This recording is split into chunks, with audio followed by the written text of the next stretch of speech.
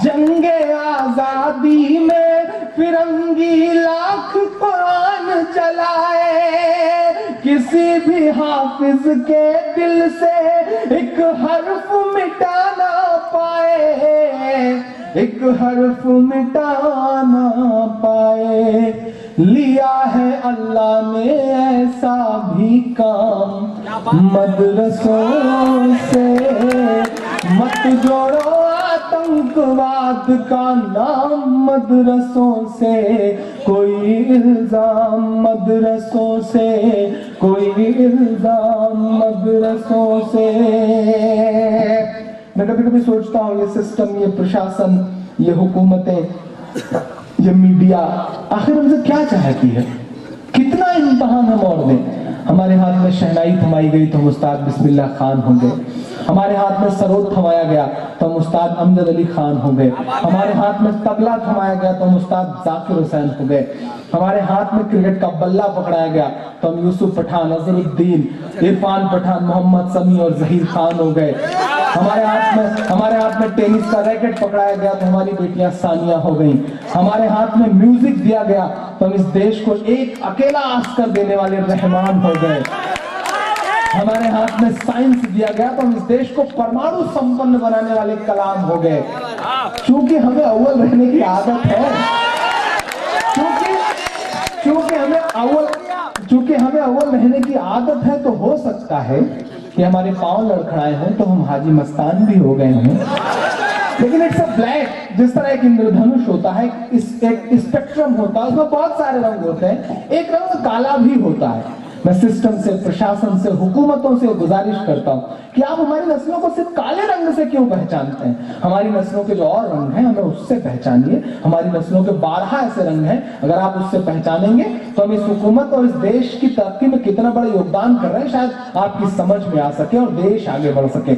मैं बस प्रशासन से यही कह रहा हूं। और आखिरी का बंद पढ़ता हूं, वो कहते हैं हथियार मिलता है, वो कहते हैं ट्रेनिंग दी जाती है। मैं बताता हूं क्या मिलता है, इस सदी का सबसे बड़ा सच बोलता हूं, और अगर लग जाए कि मैंने अपनी जिम्मेदारी निभाई है तो आप भी अपनी जिम्मेदारी निभा देना। मैं पढ़ता हूं क्या मिलता है वहां पर। वजू के लोटे कुछ कुरान और टूटी हुई चटाई, बहुत खास जगह खड़े होकर के ये बात बोल रहा हूं। वजू के लोटे कुछ कुरान और टूटी हुई चटाई। जब इस तरह की नज़में पढ़नी शुरू की हजरत मैंने मुशायरों में, तो मुझे कहा गया इमरान साहब ये मुशायरों का रंग नहीं है, आप मरने के बाद किताबों में नहीं पढ़ाए जाओगे, आपको अदब में कहीं कोई जगह नहीं मिलेगी। तो मैं बड़े सलीके से लोगों से ये कहता रहा कि मुझे मालूम है कि मुझे मरने के बाद अदब में कोई जगह नहीं मिलेगी, लेकिन मुझे उससे भी बड़ी बात ये पता है कि मुझे जीते जी इंकलाब पैदा करना है। मैं उस कोशिश में लगा हुआ हूं। मुझे हर जुल्म के आगे तुम्हारी ढाल बनना है, मुझे हर जुल्म के आगे तुम्हारी ढाल बनना है। मुझे गालिब नहीं बनना, मुझे इकबाल बनना है। मुझे गालिब नहीं बनना, मुझे इकबाल बनना है। कराया जाता रहा, समझाया जाता रहा, इमरान साहब मुशायरों में ये मत पढ़ा करो, वो मत पढ़ा करो, ऐसे मत बोला करो, वैसे मत बोला करो। तब मैं उनसे कहता रहा कि क्या आरज़ू करूं मैं तेरी आरज़ू के बाद, कुछ भी नहीं बचेगा मेरी गुफ्तगू के बाद, और दुनिया का कोई खौफ मुझे क्या डराएगा, माँ ने है मुझको दूध पिलाया वजू के बाद। वजू के लोटे कुछ कुरान और टूटी हुई चटाई, वजू के लोटे कुछ कुरान और टूटी हुई चटाई।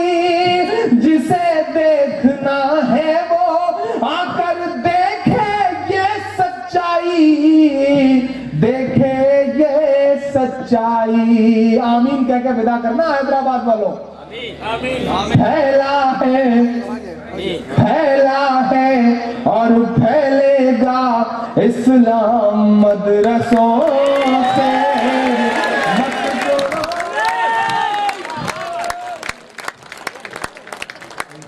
अस्सलाम वालेकुम।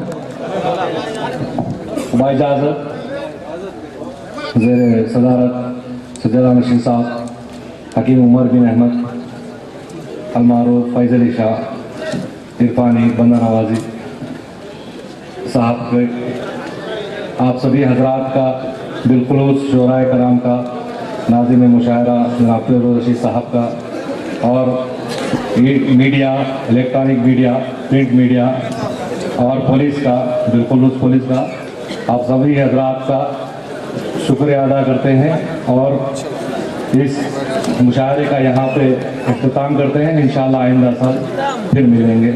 शुक्रिया। अस्सलाम वालेकुम।